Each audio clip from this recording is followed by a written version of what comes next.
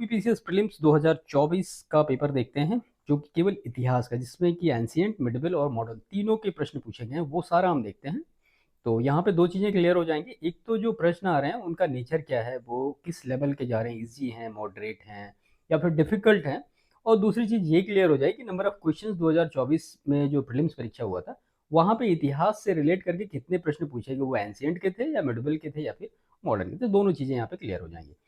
तो one by one इनको देख लेते हैं। तो इसमें सबसे पहला जो प्रश्न दिया गया है कि निम्नलिखित पेशवाओं पर विचार कीजिए और इन्हें आरोही काल क्रमानुसार व्यवस्थित कीजिए। ठीक है, ऐसे प्रश्न पहले भी आ चुके हैं, मराठा साम्राज्य से रिलेट करके ही वो पूछे गए हैं कि उनको जो शासक हैं उनको एक ऑर्डर में अरेंज करना। मुगल से भी इस तरह से प्रश्न पूछे गए हैं। तो इन सारे प्रश्नों पे थोड़ा विशेष फोकस करिए। मॉडर्न हिस्ट्री में भी कई बार जो घटनाएं रही हैं उनका क्रम पूछा गया है कि कौन सी घटनाएं पहले हुई, बाद में हुई। अभी इससे रिलेट करके आगे भी प्रश्न आप देखेंगे तो थोड़ा चीज़ें एक क्लियर हो जाएंगी कि किस लेवल की प्रिपरेशन हमें अभी करनी है या फिर हमें फैक्ट पे फोकस करना है या फिर कंसेप्ट पे फोकस करना, दोनों चीज़ें यहाँ पे हो जाएंगी। तो इसमें नाम दिया गया है रघुनाथ राव का, राघोबा, बालाजी बाजीराव का, नारायण राव का और बालाजी विश्वनाथ का। तो इनका जो टाइम पीरियड रहा वो कब कब रहा, ये आपको यहाँ पे एक ऑर्डर में रखना है, आरोही क्रम में रखना है। ठीक है, तो आरोही अवरोही ये सारे प्रश्नों में भी अच्छी तरीके से पढ़ लिया करिए। तो यहाँ पे 4231 सबसे पहले बालाजी विश्वनाथ का कार्यकाल आया, उसके बाद फिर बालाजी बाजीराव का और उसके बाद फिर नारायण राव का, उसके बाद फिर रघुनाथ राव का। प्रश्न संख्या 2 है इसमें कि प्राचीन व्यापार के संदर्भ में निम्नलिखित कथनों पर विचार कीजिए। दो कथन दिए गए हैं, पूछा जा रहा है कौन सा सही है। तो प्राचीन भारत में बहुत से जो नदी बंदरगाह के संदर्भ मिलते हैं, बिल्कुल सही है। और वहाँ सामान और यातायात के बड़े गोदाम थे, तो जाहिर सी बात है दोनों ही स्टेटमेंट यहाँ पे करेक्ट है। बंगाल के निम्नलिखित सेन शासकों का आरोही काल क्रमानुसार व्यवस्थित कीजिए। देखिए अभी प्रश्न एक ऊपर था, अब फिर से यहाँ पे आ गया, ये प्राचीन भारत का है जिसमें बल्लाल सेन, लक्ष्मण सेन, हेमंत सेन, विजय सेन।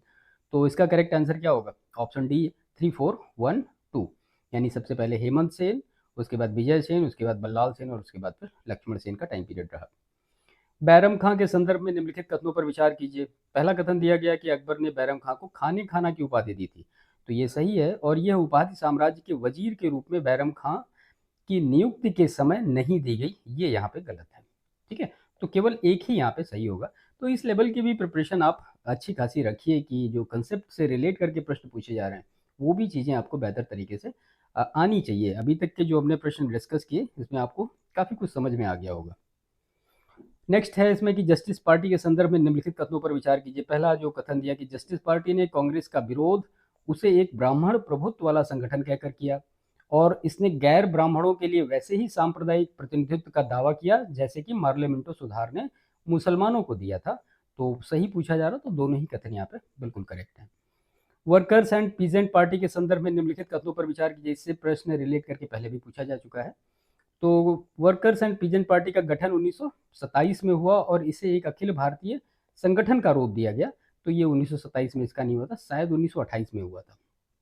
ठीक है, और इसमें जो दूसरा इसका दिया गया है कि इस पार्टी का उद्देश्य कांग्रेस के अंतर्गत ही काम करना था, जिसमें इसको अधिक क्रांतिकारी रुझान वाली पार्टी और आम जनता वाला संगठन बनाया जा सके। तो केवल दूसरा ही सही है। ये जो इसका गठन है ये 1928 में हुआ था। इसके बाद नेक्स्ट प्रश्न है इसमें कि निम्नलिखित घटनाओं पर विचार कीजिए और इन्हें काल क्रमानुसार व्यवस्थित कीजिए। देखिए तीसरा प्रश्न है इसमें जो कि काल क्रमानुसार व्यवस्थित करने के लिए पूछा गया है। East India association, national Indian association, Indian society और इंडियन एसोसिएशन। तो ये बिल्कुल एकदम करेक्ट ऑर्डर में है। ईस्ट इंडिया एसोसिएशन पहले बना, फिर नेशनल इंडियन एसोसिएशन बना, फिर इंडियन सोसाइटी और फिर इंडियन एसोसिएशन। ऑप्शन डी यहाँ पे करेक्ट होगा। निम्नलिखित घटनाओं पर विचार कीजिए तथा इन्हें सही काल क्रमानुसार में व्यवस्थित कीजिए। सबसे पहले से लेकर सबसे आखिरी तक की गतिविधि देख रहे हैं, मतलब अभी तक के इतने प्रश्नों में केवल 4 प्रश्न तो इसी हिसाब से मिल गए कि उनको आपको एक क्रोनोलॉजी ऑर्डर में रखना है। एक क्रोनोलॉजिकल ऑर्डर में रखने के लिए आपको 4 प्रश्न मिल गए इतने ही प्रश्नों में से। तो शाही भारतीय नौसेना विद्रोह, कैबिनेट मिशन की घोषणा, अंतरिम सरकार का गठन और ब्रिटिश संसदीय प्रतिनिधित्व मंडल का दिल्ली आगमन। तो इसमें सबसे पूछ रहा है सबसे पहले कौन हुआ, उसके बाद सबसे लास्ट में कौन हुआ। तो शाही नौसेना का विद्रोह ये सबसे लास्ट में हुआ और ब्रिटिश संसदीय प्रतिनिधि मंडल का दिल्ली आगमन हुआ। उसके बाद फिर अंतरिम सरकार का गठन होगा, फिर कैबिनेट मिशन की घोषणा होगी और उसके बाद फिर ये विद्रोह होगा। Option A. उसके बाद सहमति की आयु अधिनियम 1891 के संदर्भ में निम्नलिखित कथनों पर विचार कीजिए, जो कि एज ऑफ कंसेंट एक्ट है 1891 का। तो इसमें पहला है कि यह बम्बई में एक पारसी सुधारक बहराम जी मालावारी थे, जिन्होंने इस कानून की वकालत की थी, और इस अधिनियम को बाल गंगाधर तिलक के नेतृत्व वाली चरमपंथी शाखा ने समर्थन दिया था। तो ये नहीं दिया था इन्होंने, ऑप्शन ए केवल यहाँ पे सही होगा। अभिकथन और कारण का एक प्रश्न है कि शिवाजी को बड़े देशमुखों का विरोध का सामना करना पड़ा। कारण दिया गया है कि ये देशमुख स्वतंत्र मराठा राज्य के पक्ष में नहीं थे और बीजापुर के सामंत ही बने रहना चाहते थे। तो ये दोनों ही आपस में सही भी हैं और आपस में एक दूसरे को एक्सप्लेन भी करते हैं। इसके बाद इसमें जो नेक्स्ट प्रश्न है कि अशोक के संदर्भ में निम्नलिखित कथनों पर विचार कीजिए। पहला कथन है, अशोक ने धम्म की जो परिभाषा दी वह राहुलोवाद सूत्र से ली गई है, और अपने राज्याभिषेक के 14वें वर्ष में अशोक ने धम्म महामात्र नामक एक नवीन प्रकार के कर्मचारी की नियुक्ति की। तो दोनों ही बिल्कुल करेक्ट स्टेटमेंट है। इसके बाद नेक्स्ट प्रश्न है अभिकथन और कारण का, ये दूसरा प्रश्न है असर्शन और रीजन के लिए। तो भारत पर तुर्की आक्रमण सफल हुआ और उत्तर भारत में राजनीतिक एकता नहीं थी। तो बेसिक सा ये प्रश्न है, ऑप्शन ए करेक्ट होगा। दोनों आपस में एक दूसरे को एक्सप्लेन भी कर रहे हैं। कांग्रेस सोशलिस्ट पार्टी के संदर्भ में निम्नलिखित कथनों पर विचार कीजिए। पहला कथन, जनवरी 1934 में कांग्रेस सोशलिस्ट पार्टी का गठन किया गया और समाजवाद से सहानुभूति होने के कारण औपचारिक रूप से जवाहरलाल नेहरू इस दल में शामिल हुए थे। सही पूछा जा रहा है, तो 1934 में इसका गठन नहीं किया गया था। तो यहाँ पे ना तो एक ना तो दो, दोनों ही स्टेटमेंट गलत हैं। निम्नलिखित घटनाओं पर विचार कीजिए और इन्हें काल क्रमानुसार व्यवस्थित कीजिए। तो अबुल फजल की हत्या कब हुई, शेख मुबारक की मृत्यु कब हुई, फैजी की मृत्यु कब हुई और दनियाल की मृत्यु कब हुई। आपको बताना है इसमें से कौन सा करेक्ट ऑर्डर में है। तो ये एक बहुत मतलब टफ प्रश्न है। यहाँ पे पहले शेख मुबारक की मृत्यु हुई, उसके बाद फिर फैजी की मृत्यु हुई, उसके बाद अबुल फजल की हत्या हुई और उसके बाद दनियाल की मृत्यु। ऑप्शन सी यहाँ पे करेक्ट है। नेक्स्ट प्रश्न है, निम्नलिखित घटनाओं पर विचार कीजिए और इन्हें काल क्रमानुसार व्यवस्थित कीजिए। मतलब इतने सारे प्रश्न पूछे जाते हैं क्रोनोलॉजिकल ऑर्डर में सेटअप करने के लिए यूपीपीसीएस प्रीलिम्स की परीक्षा में, जो कि 2024 में पूछे गए हैं। लिथिगो का अगस्त प्रस्ताव, क्रिप्स मिशन का भारत आगमन, रामगढ़ कांग्रेस अधिवेशन, कांग्रेस मंत्रियों के त्यागपत्र, कौन सा सही है इसमें से एक ऑर्डर में। तो 4, 3, 1, 2 करेक्ट है। यानी पहले कांग्रेस मंत्रियों का त्यागपत्र हुआ, फिर रामगढ़ कांग्रेस अधिवेशन हुआ, फिर लिथिगो का अगस्त प्रस्ताव आया, फिर क्रिप्स मिशन का भारत आगमन आया। वैसे हमने एक सेशन किया है जो कि लास्ट ईयर के प्रश्न इस हिसाब से पूछे गए, जिनको कि क्रोनोलॉजिकल ऑर्डर में ही इनको रखने के लिए जो जितने भी सारे प्रश्न आए हैं उनको एक सेशन में किया है। इस वीडियो के डिस्क्रिप्शन में आपको उसका लिंक मिल जाएगा, सबसे ऊपर मिल जाएगा, आप उसको देखिए। उसमें आपको लगभग 15 साल के ऐसे प्रश्न मिल जाएंगे जो कि क्रोनोलॉजिकल ऑर्डर में प्रश्न इस तरह से पूछे गए हैं कि कौन पहले हुआ कौन कब हुआ। ठीक है, इस वीडियो के डिस्क्रिप्शन में आपको उसका लिंक मिल जाएगा। इसके बाद ये पुस्तक है और लेखक है, आपको सम्मिलित करना है कौन सा सही है। तो हिंदू पॉलिटी ये केपी जायसवाल से रिलेटेड है। The wonder that was India ये रिलेटेड है एएल बाशम से। An introduction to the history of Indian history ये किससे है, डीडी कौसाम्बी से रिलेटेड है। और the early history of India ये विंसेंट ऑर्थर स्मिथ से रिलेटेड है। ऑप्शन सी यहाँ पे करेक्ट होगा। फिर से अभिकथन और कारण का प्रश्न दिया गया कि प्रारंभिक राष्ट्रवादियों में अधिकांश को ब्रिटिश राज ईश्वरीय देन लगता था, जिसका उद्देश्य आधुनिकीकरण लाना था। कारण है कि उनकी शिकायत केवल भारत में अन्य ब्रिटिश राज के खिलाफ थी। तो बिल्कुल ये सही है, एक दूसरे की आपस में व्याख्या भी ये करते हैं।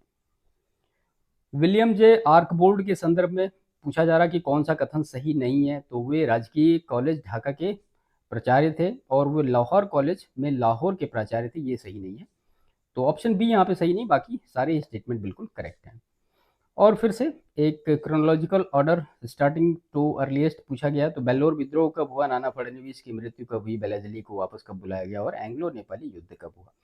तो इसमें से आपको बताना है कि कौन पहले हुआ। तो नाना फडणवीस की मृत्यु पहले हुई, उसके बाद बेलाजली को वापस बुलाया गया, बेल्लोर का विद्रोह हुआ और सबसे लास्ट में एंग्लो नेपाली युद्ध हुआ। इसमें ऑप्शन ए यहाँ पे करेक्ट होगा। विद्रोह दिया है और नेतृत्वकर्ता, तो पाइका विद्रोह तो जगबंधु विद्याधर महापात्र, बरेली विद्रोह हुआ मुफ्ती मोहम्मद एवाज, और मालाबार विद्रोह हुआ एडाचना कुनगन, और सिलहट का विद्रोह हुआ राधाराम। ऑप्शन ए यहाँ पे सही होगा। तो यहाँ पे लेखक और पुस्तक, तो लल्लन जी गोपाल से रिलेटेड है the economic life of northern India, और हबीब और निजामी से related comprehensive history of Indian the Delhi सल्तनत। के.एस. लाल से रिलेटेड है हिस्ट्री ऑफ खलजीज, और दशरथ शर्मा से रिलेटेड है अर्ली चौहान डायनेस्टी। तो ये इस हिसाब से सही होगा ऑप्शन ए यहाँ पे। ठीक है, इसके बाद इसमें नेक्स्ट प्रश्न है दो कथन दिए गए हैं। बिहार में जगदीशपुर के जमींदार कुंवर सिंह ने अंग्रेजों के विरुद्ध विद्रोह का नेतृत्व किया, बिल्कुल सही है। और लॉर्ड डलहौजी ने रानी लक्ष्मीबाई के दत्तक पुत्र को उत्तराधिकारी होने की मान्यता प्रदान नहीं की, तभी तो युद्ध हुआ। Option A, C sorry. विदेशी यात्रियों पर विचार कीजिए, उन्हें आरोही कालक्रमानुसार व्यवस्थित कीजिए। बहुत ज्यादा प्रश्न पूछे जाते हैं जो कि क्रोनोलॉजिकल ऑर्डर से रिलेट करके होते हैं। इत्सिंग, अलबरूनी, वेनसांग और फायान। तो सबसे पहले फायान, उसके बाद वेनसांग, उसके बाद इत्सिंग और सबसे लास्ट में अलबरूनी। Option B. इसके बाद फिर से दो कथन दिए गए हैं। तो अभिकथन है, बलबन ने अपने शासन को सुदृढ़ बनाया और संपूर्ण सत्ता को अपने हाथों में केंद्रित कर लिया, और कारण है वह उत्तर पश्चिम सीमा को मंगोल आक्रमण से सुरक्षित करना चाहता था। तो दोनों स्टेटमेंट आपस में सही हैं, लेकिन एक दूसरे की ये करेक्ट एक्सप्लेनेशन नहीं करते हैं। ठीक है, तो ये प्रश्न इतिहास के पूछे गए थे इतने सारे, जो कि यूपीपीसीएस प्रीलिम्स 2024 की परीक्षा में पूछे गए थे। तो यहाँ पे आपको ये चीज़ें क्लियर हो गई होंगी कि नंबर ऑफ क्वेश्चंस जो प्रीलिम्स परीक्षा में पूछे गए, जो कि एंशिएंट, मिडिवल और मॉडर्न से, वो कितने कितने आए थे, और जो क्वेश्चंस पूछे जा रहे हैं उनका नेचर कैसा है। क्रोनोलॉजिकल ऑर्डर जो है, ये प्रश्न कई बार मतलब इसी पेपर में आपने देखा कि अलग अलग टॉपिक को रिलेट करके पूछा गया, उनको क्रोनोलॉजिकल ऑर्डर में रखने के लिए। तो इसकी प्रिपरेशन आप अच्छी तरीके से करके जाइएगा। वीडियो का लिंक आपको इस वीडियो के डिस्क्रिप्शन में मिल जाएगा, आप वहाँ पे उस पूरी सेशन को देखिए, और उसकी पीडीएफ भी आपको हमारे टेलीग्राम चैनल के ग्रुप में मिल जाएगी। लिंक आपको वो भी डिस्क्रिप्शन में यहाँ पे मिल जाएगा। तो वीडियो अभी तक लाइक नहीं किया तो लाइक जरूर करिए, चैनल पे नए हैं तो सब्सक्राइब भी करिए और दूसरों को शेयर करिए।